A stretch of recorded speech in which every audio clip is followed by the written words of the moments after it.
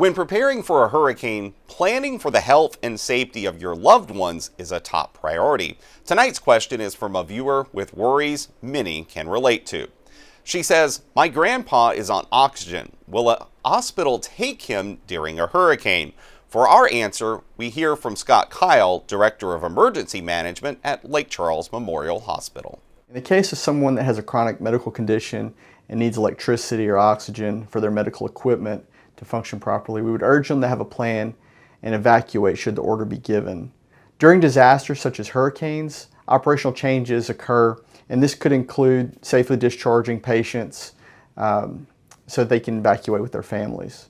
This frees resources within the hospital to focus on our most critical patients. Whether a hurricane or not, there has to be a medical necessity for someone to be admitted to a hospital.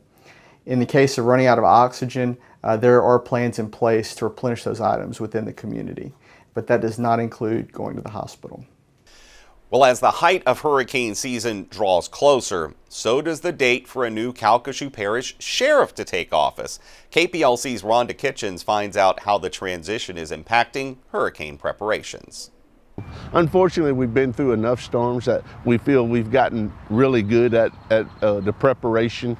And Sheriff-elect Stitch Guillory says they plan to stay the course, adding just a few key modifications to this year's plans. During the last storm, we had our vehicles parked in the parking lot, and after the storm, we went out there and we had about 70 or 80 vehicles with broken windows. That wasn't the only area where the Calcasieu Parish Sheriff's Office learned lessons from Laura. We're really good at doing police things. We're really good at protecting property. Really good at those types of things that involve law enforcement work. We have learned, you only know what you know. One of the best things we did, it was just kind of by happenstance, is that we ended up contracting immediately after Laura with a FEMA recovery group. That's exactly their business. That's what they do.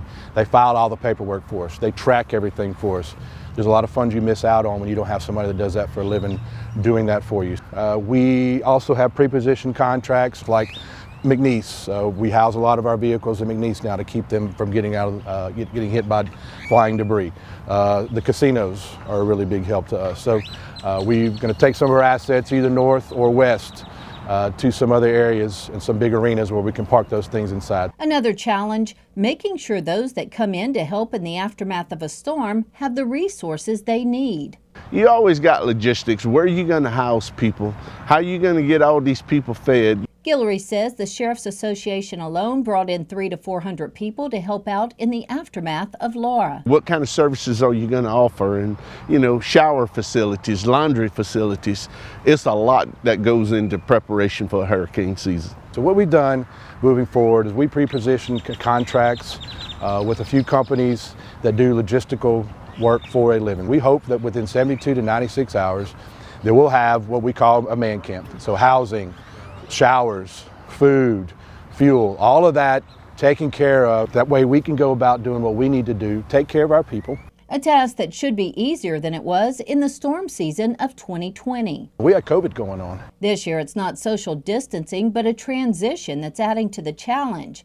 For the first time in over 3 decades, there will be a new sheriff at the helm. It'll be a lot of stress off me as far as that. Outgoing Sheriff Tony Mancuso says that doesn't mean he won't be thinking about those still wearing the badge. I think my heart will still be in there for them, but as far as the stress of having to deal with it, yeah, that'll be gone.